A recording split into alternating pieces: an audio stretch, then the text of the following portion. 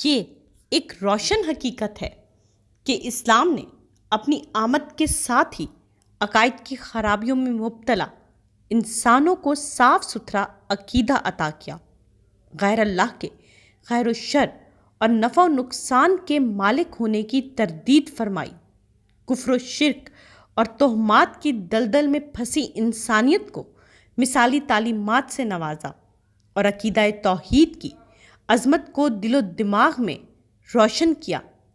تمام دنیاوی بدعات، خرافات و تہمات سے ہٹا کر انسانوں کا رشتہ اللہ تعالیٰ کی ذات سے جوڑا۔ اسلام سے پہلے لوگ طرح طرح کی بدعات اور خرافات میں مبتلا تھے اور بدعقیدیوں کا شکار ہوتے تھے۔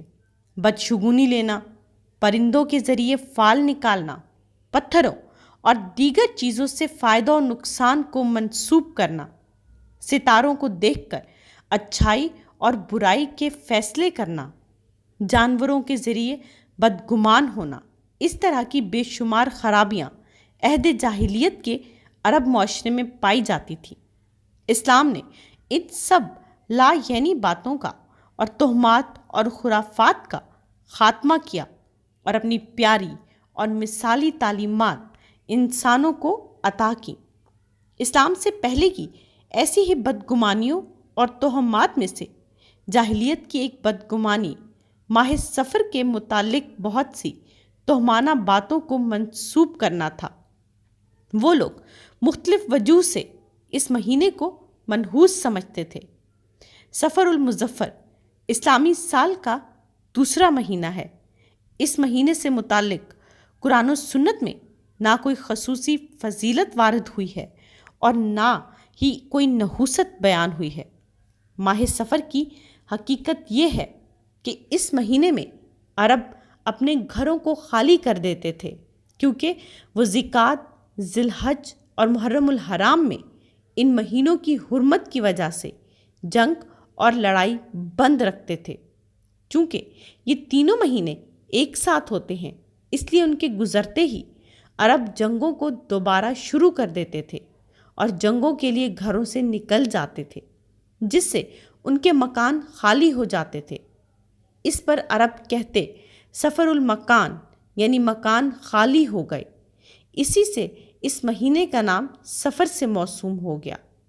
زمانہ جاہلیت میں لوگوں نے بے بنیاد باتوں کو اس مہینے سے منسوب کر رکھا تھا اور وہ اس مہینے کو منحوس سمجھنے لگے، اور انہی بدفعلیوں کی وجہ سے اس مہینے کی تقدیم و تاخیر کے مرتکب بھی ہوئے۔ ان کی اس غلط حرکات کے ارتکاب کو اللہ تعالیٰ نے سورہ توبہ میں اس طرح بیان کیا ہے: احترام کے کسی مہینے کو ہٹا کر آگے پیچھے کرنا کفر میں بڑھ جانا ہے۔ اس سے کافر گمراہی میں پڑے رہتے ہیں۔ ایک سال تو اسے حلال کر لیتے ہیں اور دوسرے سال حرام، تاکہ احترام کے مہینوں کی جو اللہ نے مقرر کیے ہیں گنتی پوری کر لیں، اور جس سے اللہ نے منع کیا ہے اسے جائز کر لیں۔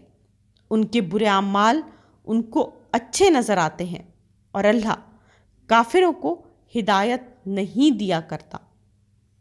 اسی طرح زمانہ جاہلیت کے اس مذموم عمل کی تردید و مذمت کرتے ہوئے رسول پاک صلی اللہ علیہ وآلہ وسلم نے ارشاد فرمایا: بے شک زمانہ اپنی اصل حالت کی طرف لوٹ آیا ہے، جیسا کہ اللہ تعالیٰ نے آسمان و زمین کی تخلیق سے پہلے مقدر فرمایا تھا۔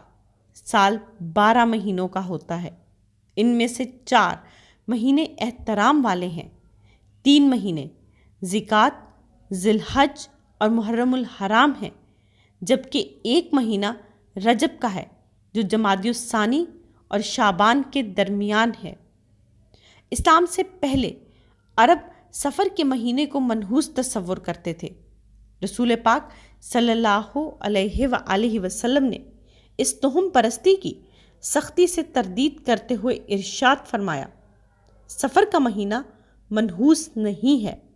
اس حدیث مبارکہ میں آپ نے وضاحت و تفصیل سے ارشاد فرمایا: کوئی مرض متعدی نہیں ہوتا، نہ بدفعلی کوئی چیز ہے، نہ الو کے بولنے سے کوئی نحوست آتی ہے، اور نہ ہی ماہ سفر میں نحوست ہے۔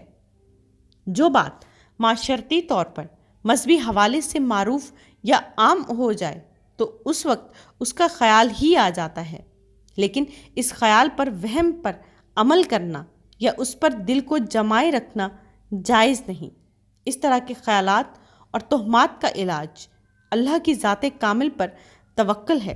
جب انسان کے وہم و خیال پر توکل اللہ غالب آ جاتا ہے تو تمام باطل خیالات فوراً دل و دماغ سے نکل جاتے ہیں۔ رسول پاک صلی اللہ علیہ وآلہ وسلم نے ارشاد فرمایا، ہم میں سے کوئی شخص ایسا نہیں ہے جس کے دل میں اس طرح کی کوئی بات نہ آتی ہو، مگر اللہ پر کامل توکل اور بھروسے سے یہ دور ہو جاتی ہے۔ بہت سے مسلمان آج بھی اس مہینے کو نحوست کا حامل تصور کرتے ہوئے اس مہینے میں نکاح، شادی، منگنی اور سفر وغیرہ کرنے سے گریز کرتے ہیں، جبکہ اسلام کی تعلیمات کی روح سے کوئی سات، دن، تاریخ یا مہینہ منحوس نہیں ہوتے۔ نحوست و برکت تو ہمارے اپنے اعمال پر منحصر ہے۔ سفر کے مہینے کے ابتدائی 13 دنوں کو منحوس سمجھ کر نکاح، شادی، خوشی کی تقریبات، نئے کام یا کاروبار کا آغاز اور سفر جیسے کاموں سے رک جانا گناہ کی بات ہے۔ ہمارے معاشرے کی ماہ سفر کی توہم پرستی اور بدعقیدگی کا حال یہ ہے کہ اس مہینے کا نام ہی 13 تیزی یعنی نحوست کا مہینہ پڑ گیا ہے۔ رسول پاک صلی اللہ علیہ وآلہ وسلم نے اس بدعقیدگی اور نحوست کے تصور کی سختی سے نفی فرمائی ہے، لیکن افسوس اس بات کا ہے کہ مسلمان آج بھی اسلامی تعلیمات اور رسول پاک صلی اللہ علیہ وآلہ وسلم کے ارشادات کے برخلاف مشرکین کے عقائد کی پیروی کر رہے ہیں۔ رسول اللہ صلی اللہ علیہ وآلہ وسلم اسی مہینے میں بیمار ہو کر شفا یاب ہوئے اور اس کے آخری بدھ کو غسل صحت فرمایا کر تفریح کرنے تشریف لے گئے باغ میں۔ لوگ انہی روایت کی اتباع میں آخری بدھ کو ایک تہوار کی حیثیت سے مناتے اور مٹھائیاں تقسیم کرتے ہیں۔ یہ سب بدعت کے زمرے میں آتا ہے، جبکہ تاریخی حقائق یہ بتاتے ہیں کہ سفر کے آخری بدھ کو رسول اللہ صلی اللہ علیہ وآلہ وسلم کی بیماری کا آغاز ہوا تو یہودیوں نے اس خوشی میں کہ محمد صلی اللہ علیہ وآلہ وسلم بیمار ہو گئے ہیں مٹھائیاں تقسیم کی تھیں۔ بحیثیت مسلمان ہماری ذمہ داری ہے کہ ہم زندگی کے ہر معاملے میں رسول اللہ صلی اللہ علیہ وآلہ وسلم کی اتباع اور پیروی کریں اور صرف ان کے مستند روایات اور اقوال پر ہی عمل کریں۔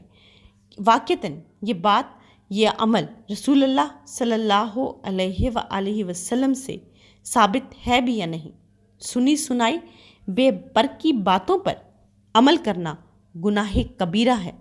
اللہ ہم تمام مسلمانوں کو گناہوں سے بچنے کی توفیق عطا فرمائے، آمین۔